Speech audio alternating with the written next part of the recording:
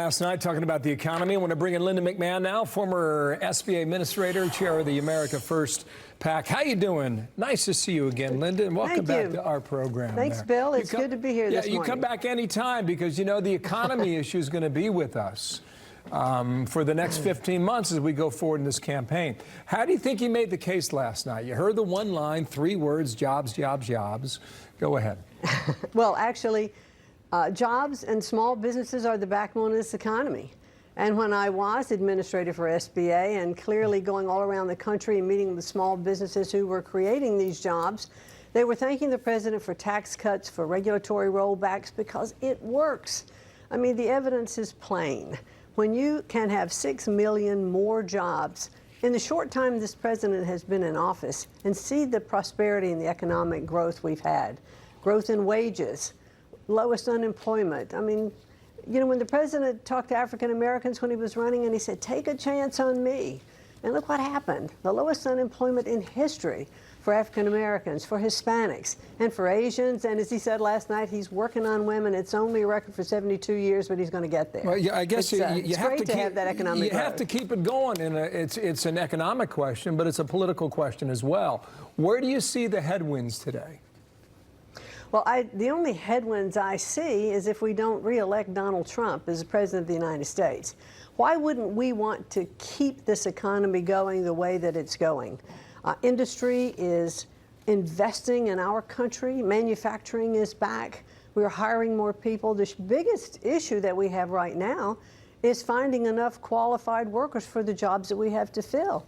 And so businesses are offering apprenticeships and internships to train or retrain workers that are moving in different directions. So the economy's got such strong underpinning and sound footing. Okay. There is going to be a vote in the House today to raise the minimum wage to $15. At what point could you support that?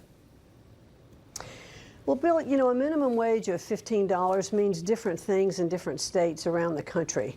I can attest to being on the ground and being in small businesses who would tell me, look, a $10 minimum wage would put some of them out of business. A $15 minimum wage would kind of make it impossible for many businesses to even start. $15 minimum wage in New York is clearly different than it would be in Iowa. We have the opportunity for states and for markets to adjust to wages. You know, and when you think about it, when you hire a worker, it costs money to acquire that worker, to train them. Employers want to keep workers on the job. It is better to keep workers, have them be promoted as they learn more and expand in their business, but they're going to pay the best wages they can. I have found that to be true in almost all businesses that I talk to. I know you don't support that, but here's what the CBO says. Boost wages of 1.7 million workers. That's no small matter. Lift 1.3 million out of poverty, up to 3.7. That's not good. Could lose their jobs. Analyze that, Linda.